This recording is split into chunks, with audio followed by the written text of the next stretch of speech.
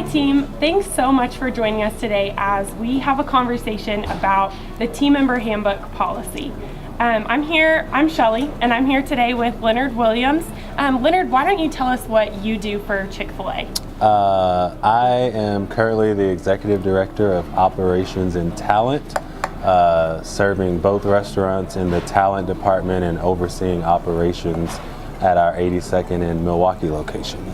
Awesome. Well, I am excited about the conversation we're going to have today. I think it's going to be a valuable information for each of you guys as new team members. So before we get started here, I want to remind you guys that the team member handbook is something that you have in your possession. So throughout this video, Leonard and I are going to highlight some of the most important topics, but we really want to encourage you guys to take the time to read the handbook on your own and follow up with us if you have any questions. We're more than happy to sit down with you and dig a little deeper into some of these topics. All right, so we ready to get started? Yeah, let's do it. Awesome. Well, one of the things that we talk a lot about at Chick-fil-A is how your employment with Chick-fil-A when you first start off is at-will employment. So why don't you tell us a little bit about what that means? Well, I think basically what at-will employment means is when we bring you on into Chick-fil-A, you are not signing a contract that is locking you into us with, for a certain period of time or anything like that. But basically what we're saying is this gives us the opportunity and you the opportunity to ensure that Chick-fil-A is a good fit for you, but also for us to see if you being a part of the Chick-fil-A family is a good fit for us. So at-will employment just basically means that at any time throughout your time here at Chick-fil-A, we do have the right to say that, hey, we might not move forward with this relationship anymore for whatever reason, and there's no ties or any type of contract or lockdown or anything like that to where you're guaranteed to work for us for a certain period of time. So for whatever reason, you guys have the right to leave Chick-fil-A if you needed to, or vice versa if we felt like the relationship was not a good fit. Yeah, absolutely. So it's really a value of ours here at Chick-fil-A to honor every single one of our team members. We want to treat each other with honor, dignity, and respect. And I know that that's something that you guys as new team members have already heard about in our orientation, but we also have a non-harassment policy in place. And so is there anything from that policy that you want to touch on? Yeah, so I'll touch on just a little bit from that policy here, and you guys can check out more on this section in the handbook. But basically at Chick-fil-A, we're committed to valuing every single person and treating everyone with dignity, honor, and respect, and we really value professional relationships. So we're committed to ensuring that everyone here, not just guests, but especially our team members, are working and maintaining a safe, comfortable environment. So I think it boils down to that, but you can find further details on that in the handbook. Sure.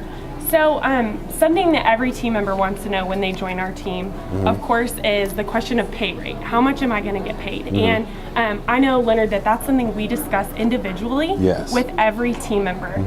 There's definitely some other compensation details involved in that. Is there anything else from the handbook that we want to make sure team members are aware of? Well, I think the main thing is pay rate shouldn't be discussed with any other team members in the restaurant. And you guys should know your pay rate, or should have been notified of your pay rate at the time of hire. However, if you don't, see one of us after orientation. But anytime there is an opportunity for you to get a raise or an adjustment to your pay rate, a director or a direct supervisor will sit down with you individually to discuss that with you. So great. Yeah, thank you for sharing that. I know that's something a lot of our team members don't realize when they're hired on is it is actually grounds for termination to discuss that pay rate amongst other team members. So we definitely want to highlight that. Leonard, you are over one of the schedules, right? So you take care of the schedule for 82nd and Milwaukee. That's another hot topic when you're hired onto the team. How do I get my schedule? If I have requests off, how does that work? Tell us about how that works in our restaurant. Right. Well, at Chick-fil-A, one of the things we really value, and I think our team members value, is our flexibility with scheduling. So the way our scheduling system works is we have what we call a request off book that's located, that has a special location that sometimes changes, but it should be, you should be able to easily locate it, whether it's in the office or in another area of the restaurant. But if there's a certain date that you want off and you know it, whether it's, you know, a couple weeks from now or 3 months from now, so if you know your sister's getting married 3 months from now and you want to go ahead and put those dates in so you know that it's guaranteed, in the request off book, there's all the dates for the upcoming year or the rest of the year, and you just write your name in that. And what that does is that gives you somewhat a first priority to the opportunity to get that day off. So once again, it's a request off book, so not every request will be granted. But however, I think there's a good chance that if you are able to get your name in the request off book, that'll likely happen for you. So once you put that in, it needs to be in the Monday before, prior to the next week. So if you needed to get a day off for next week's schedule, it would need to be in the previous Monday. So obviously we know things happen and sometimes things might come up later. So if there is an issue to where you can't get your request in, you know, by the cutoff, just talk to the scheduling manager, whether that's me at 82nd or it may not be me, depending on the week, or whoever it might be at the Sly location. So in other words, the sooner the better. The sooner the better. If you know it, go ahead and write it in, and don't wait too late, because we like to get those schedules out to you by Thursday or Friday before that coming week. Perfect. And where would a new team member find that schedule? So the new team members, if you haven't heard already, you will hear, but we will send out the schedules on Workplace, and Workplace is an app that we're using now. So you guys will learn more about Workplace and how we do that, but we'll send out the schedule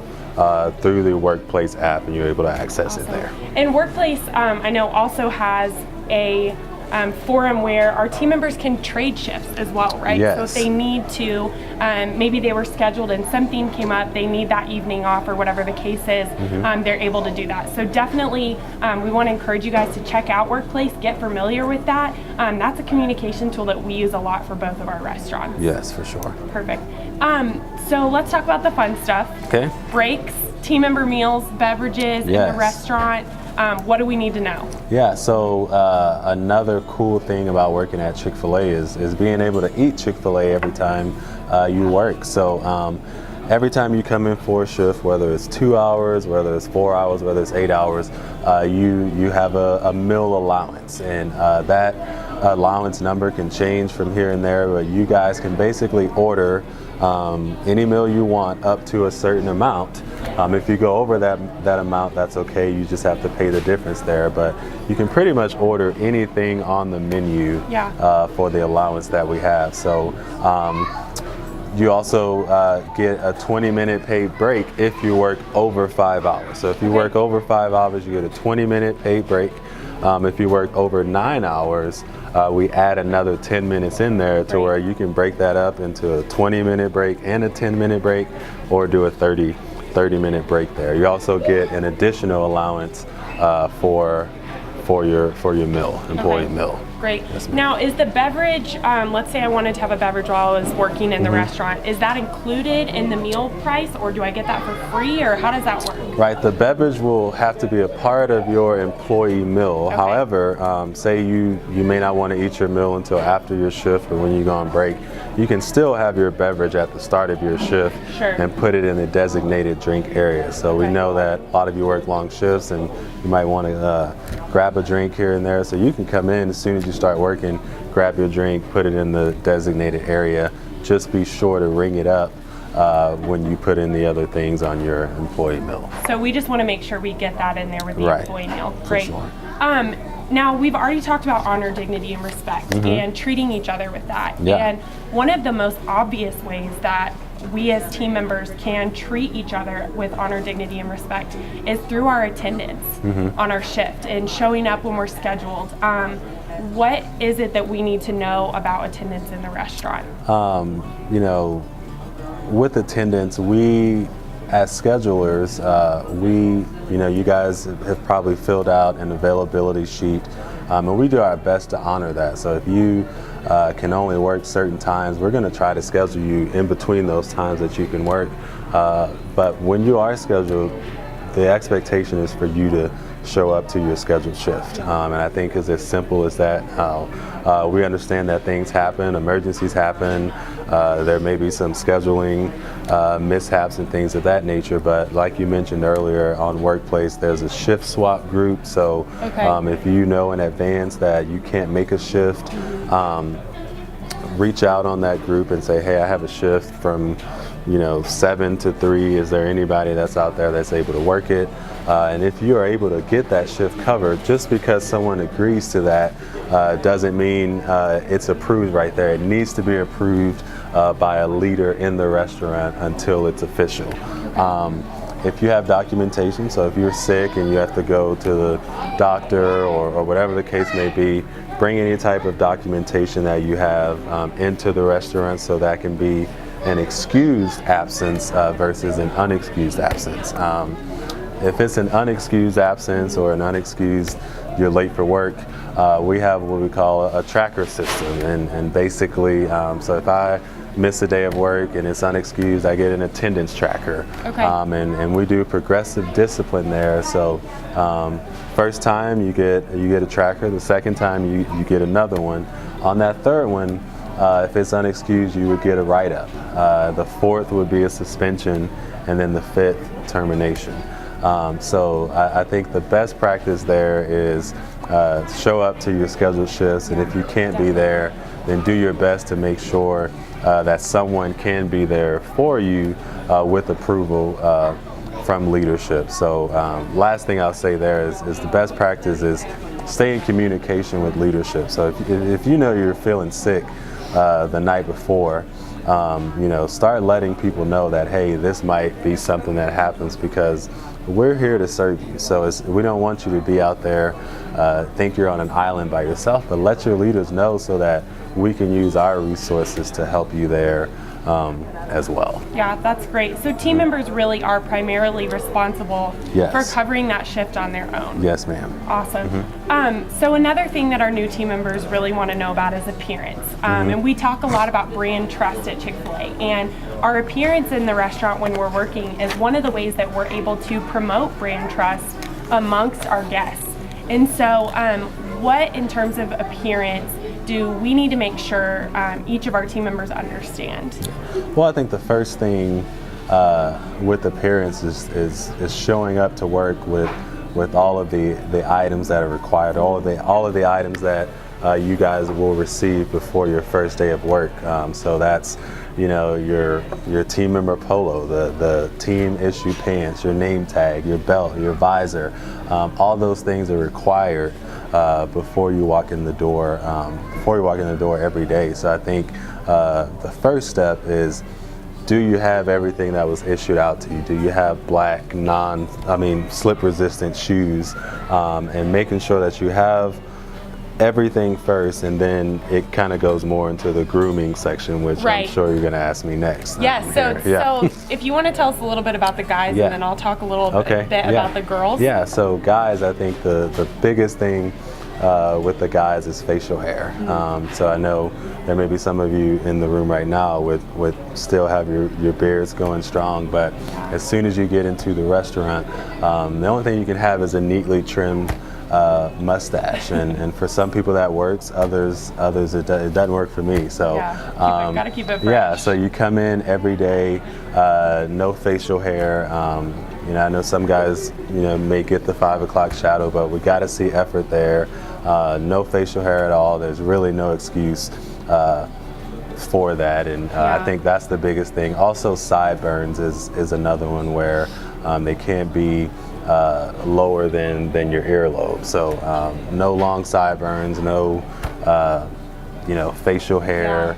I would say that's probably the two biggest things for grooming for guys. Okay, great. And with the ladies, some of the things we have to think about are jewelry, right? We want to make sure we don't have dangling earrings on when we're in the restaurant. Just a little stud is fine. And also nail polish. So correct me if I'm wrong here, Leonard, but I believe that we just have to have clean fingernails in the restaurant, right? Right. Clean fingernails, no false, fingernails, long, no fake anything nails, like nothing. that. Yeah, great. Right. And then in terms of watches, we can have a watch that is like a Fitbit or an Apple Watch, or something that doesn't have rhinestones or diamonds that might fall off, anything like that, and only a wedding band, correct? Right. Yes, ma'am. And then another thing with the girls that we have to think about is our hair, right? So ladies primarily, we usually have long hair. We want to make sure it's up and out of our face. So if your hair is long, go ahead and put it up. If your hair is short, you may just want to clip it back. We also have to think about wearing our visors or hats in the restaurant too, so that's an important part of your uniform. Yes, and I think I'll just add one thing to that is for the folks who will be working in the kitchen. Kitchen aprons are required as well, so it helps protect the uniform. It can get a little messy sometimes in the kitchen, so if you are working in the kitchen, we expect you to come to work every day with your kitchen apron. Yeah, great. So now some of the not so fun stuff. Okay. We want to promote an environment of safety in our restaurant at all times. So we have some policies in place for workplace violence, as well as injuries and workers' comp. So stuff happens, right? We want to always be, safety's on the forefront of our minds. Who's in the driver's seat for food safety is a question we ask a lot, and then we want to even think about that in terms of our physical safety in the restaurant. So what about workers' comp and injuries could you tell us today?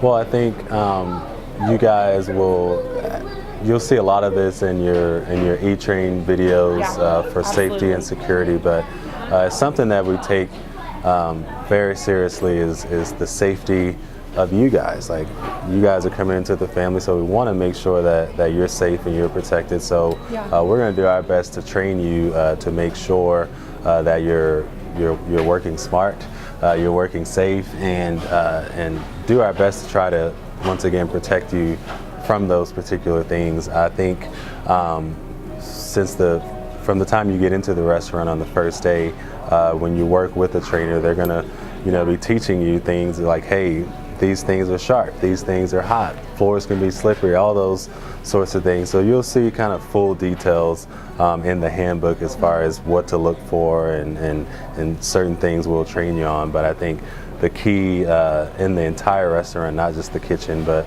the front, the dining room, when you're working outside in the drive-thru, it's all about safety, and you'll be able to see that in the videos as well as the handbook.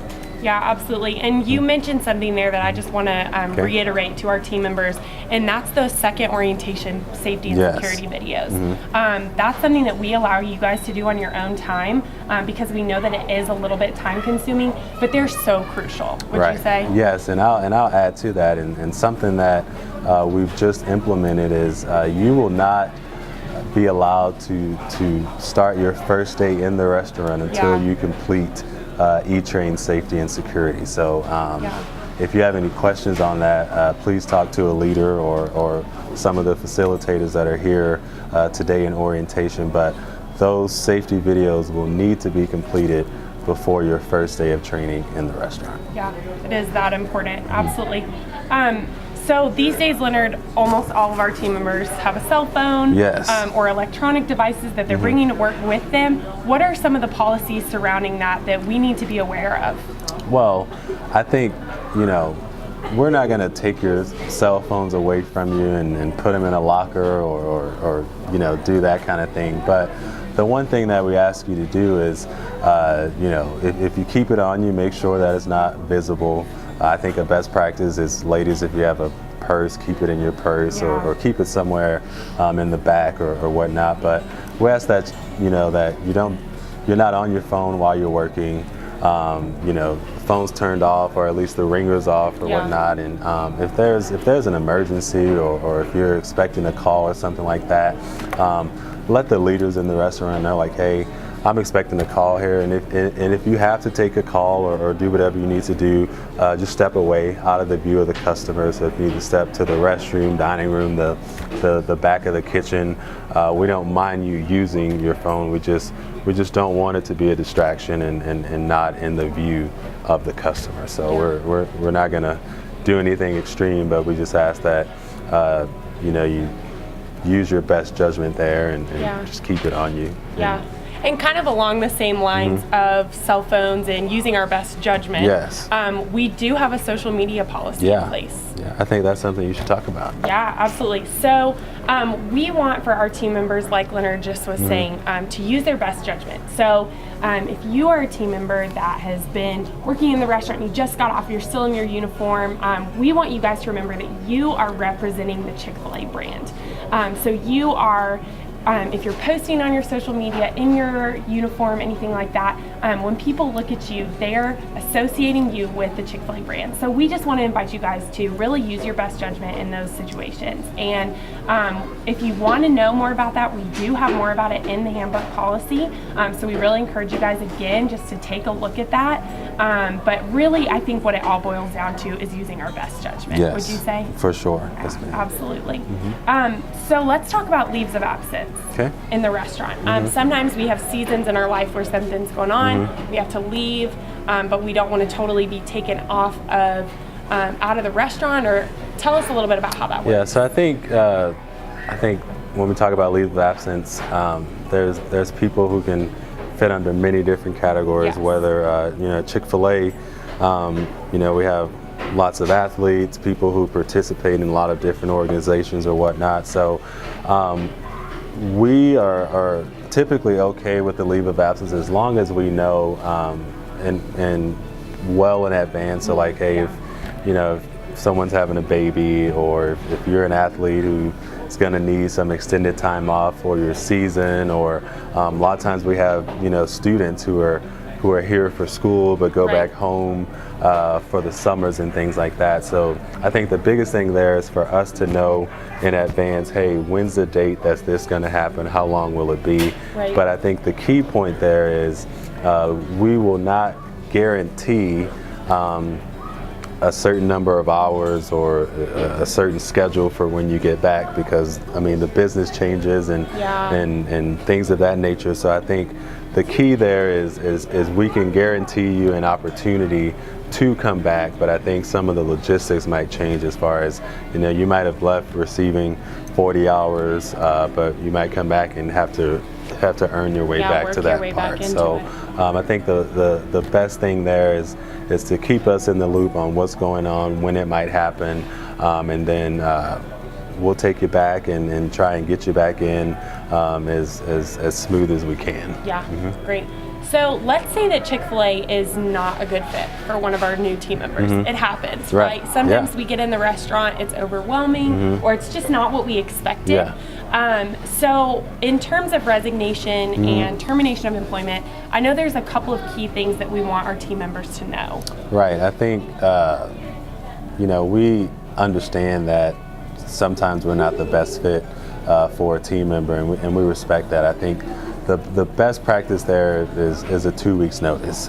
So if you know that you're going to be looking for other opportunities, or you may have landed another opportunity, I think the best thing for us is to have a 2 week notice where you type up a 2 weeks notice letter, let us know when that date will be, and then we'll work with you to make sure that it's a smooth transition. A lot of times, if we know ahead of time, like if you say, hey, I got a job here, or I'm moving and moving on to this new situation, here's my 2 weeks notice, but it'd be really great if we could make it sooner. We'll do our best to work with you. So I think ideally we'd like to have a 2 weeks notice, because it just makes it better for everyone, but also it helps the team member leave on good terms and keep a good reputation moving forward. Yeah, that's great.